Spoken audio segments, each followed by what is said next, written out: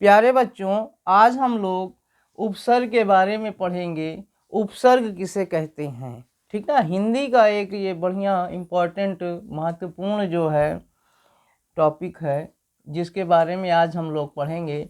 उपसर्ग का मतलब होता है, ये दो शब्दों से मिलके बना है, उप और सर्ग।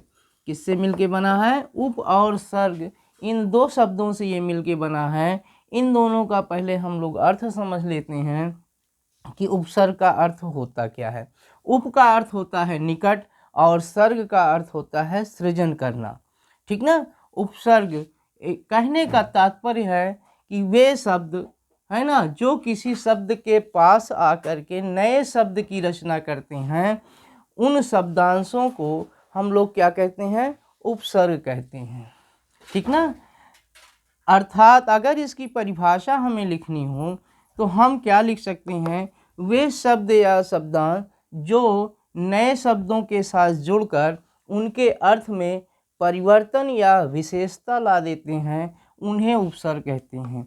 वे शब्दांश जो शब्दों के आरंभ में जुड़ करके, ध्यान दीजिएगा, प्रारंभ, किसी शब्द के प्रारंभ में उपसर्ग जुड़ते हैं और उनके अर्थ में परिवर्तन या विशेषता लाते हैं, उन्हें उपसर्ग कहते हैं।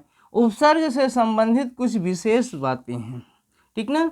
उपसर्ग भी शब्द की ही तरह, शब्द की ही भांति अक्षर या अक्षरों का समूह होते हैं, लेकिन और अपना कुछ अर्थ भी देते हैं। फिर भी उपसर्ग जो है स्वतंत्र रूप से प्रयुक्त होकर अपना स्वतंत्र अर्थ प्रकट नहीं करते हैं, ठीक ना। उपसर्ग जो है अपना स्वतंत्र अर्थ प्रकट नहीं करते हैं स्वतंत्र रूप से। जब वे किसी शब्द के साथ जुड़ते हैं, जब वे किसी शब्द के साथ जुड़ते हैं तभी उसका अर्थ प्रकट होता है। इस बात को ध्यान रखना है, ठीक ना। जबकि शब्द क्या करता है? शब्द तो स्वतंत्र अर्थ रखता है और स्वतंत्र रूप में प्रयुक्त भी होता है, लेकिन उपसर्ग जो है वो स्वतंत्र रूप से प्रयुक्त नहीं होता है और न तो स्वतंत्र रूप से अर्थ ही रखता है, बल्कि जब वो किसी शब्द के साथ जुड़ता है तब जो है उसका अर्थ प्रकट होता है, ठीक ना। उपसर्ग के साथ यह बात नहीं होती है। शब्द तो स्वतंत्र अर्थ रखता है और स्वतंत्र रूप में भी प्रयुक्त होता है, लेकिन उपसर्ग के साथ यह बात नहीं होती है। इसी भिन्नता के कारण उपसर्ग को शब्द नहीं शब्दांश माना जाता है। क्या माना जाता है? शब्दांश माना जाता है। उपसर्ग को हम लोग शब्द नहीं मानते हैं, शब्दांश मानते हैं, जिसका कारण ये है कि ये स्वतंत्र रूप से अपना अर्थ प्रकट नहीं करता है। जब किसी शब्द के प्रारंभ में ये जुड़ करके उसमें परिवर्तन या विशेषता लाता है तभी जो है उसे हम उपसर्ग कहते हैं, ठीक ना। हिंदी में उपसर्गों का जो प्रयोग हो रहा है उसे हम लोग देखते हैं। चूँकि हिंदी भाषा का प्रादुर्भाव संस्कृत भाषा से हुआ है, इसलिए संस्कृत भाषा के उपसर्ग जो है हिंदी भाषा के शब्द भंडार में प्रयुक्त किए जाते हैं, ठीक ना। तो बहुत ज़्यादा मात्रा में संस्कृत उपसर्गों का जो है प्रयोग हिंदी में किया जाता है ज़्यादातर, ठीक ना। संस्कृत के हम लोग पहले उपसर्ग देख लेते हैं। संस्कृत भाषा के कुछ उपसर्ग हमने यहाँ लिखे हैं और उनसे जो है नए शब्द का जो निर्माण हुआ है उनको भी हमने लिखा है, ठीक ना।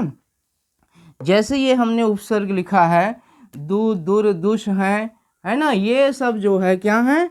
संस्कृत के प्रा, अत, अभि, अनु, अप, अभि, ठीक ना, आओ, आ, उत, अप, ये सब जो है संस्कृत के क्या हैं? उपसर्ग हैं, ठीक ना। उदाहरण भी हमने यहाँ दे दिया है, जैसे दुर, दुष और दु यानी कठिन और बुरा होता है, जिसका अर्थ होता है दुर्गम, दुर्दशा, दुर्जन, दुस्तर, ठीक ना। ऐसे प्रतीक का अर्थ होता है विपरीत या सामने। प्रतिकार है, प्रतिशोध है, प्रतिक्रिया है, प्रतिध्वनि है, प्रतिबिंब है, ठीक ना। ऐसे जो है वी से, वी का अर्थ होता है भिन्न या हीन, विदेश है, विवाद है, विकार है, विशेष है। इस तरह से जो है ये शब्दों के प्रारंभ में जुड़ करके नए शब्द का निर्माण करते हैं और उस शब्द के अर्थ में परिवर्तन लाते हैं या विशेषता लाते हैं, ठीक ना। सम का अर्थ होता है अच्छा, पूर्ण या सात, ठीक ना। जिससे संतोष बना है, संपूर्ण बना है, संग्रह बना है, संयोग बना है, संयम बना है। सु का अर्थ होता है सुंदर, अच्छा, अधिक, ठीक ना। सुपुत्र है, सुसमय है, सुकर्म है, सुयोग है। ऐसे निर से भी बना है। निर का मतलब बाहर, रहित या निषेध होता है। निर्भय, निर्दोष, निर्मल, निर्जीव। नि का अर्थ होता है अतिरिक्त, नीचे या भीतर। निवास, नियुक्त, निषेध। इस तरह से हम लोग जो है नए शब्दों का निर्माण कर सकते हैं। अधि का अर्थ होता है श्रेष्ठ, ऊपर या समीपता। अधिकार, अधिकरण। अनु का अर्थ समान, पीछे या क्रम, अनुचर, अनुक्रमण है।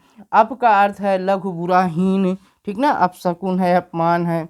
अभि का अर्थ होता है अधिक, सामने, निकट, ठीक ना। अभिप्राय, अभिवादन है। अव का अर्थ होता है बुरा, हीन, नीचे।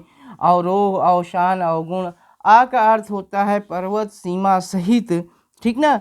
आगमन है, आकर्षण है, आचरण है। उत का अर्थ ऊपर होता है, उत्तम, उन्नति, उत्सव, उत्कर्ष, उत्थान आदि ये शब्द हैं।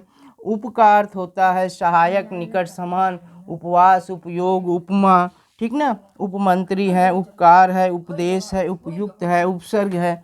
तो कहने का मतलब है कि आपको ये उपसर्ग की परिभाषा यहाँ से वे शब्दांश जो शब्दों के आरंभ में जुड़कर उनके अर्थ में परिवर्तन या विशेषता ला देते हैं, उन्हें उपसर्ग कहते हैं। ये आपको परिभाषा याद रखनी है। और ये जितने प्रकार के उपसर्ग हैं इनको आपको याद रखना होगा, उनके अर्थ समझना होगा और उनसे कुछ बने नए शब्द का भी आपको कंठस्थ करना होगा, जिससे कि आप जो है सही सही जो है उनको अलग करने में सक्षम हो सकें, ठीक ना। तो और बाकी ये जो बातें हैं ये आपको उपसर्ग के बारे में समझाने के लिए हैं।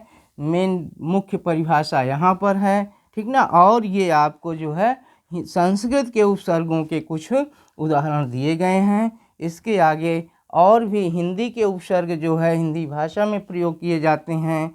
विदेशी भाषाओं के भी उपसर्ग हिंदी भाषा में प्रयोग किए जाते हैं, जिसे हम लोग आगे पढ़ेंगे। हमारे हिसाब से, हमारे ख्याल से, विचार से आपको ये वीडियो अच्छा लगा होगा, ज्ञानवर्धक लगा होगा। अगर ये वीडियो आपको ज्ञानवर्धक लगा हो तो इसे आप लाइक करिए, अपने दोस्तों में शेयर करिए और आप इसे सब्सक्राइब करिए इस चैनल को, जिससे आपको ज्ञानवर्धक बढ़ सके ज़्यादा से ज़्यादा।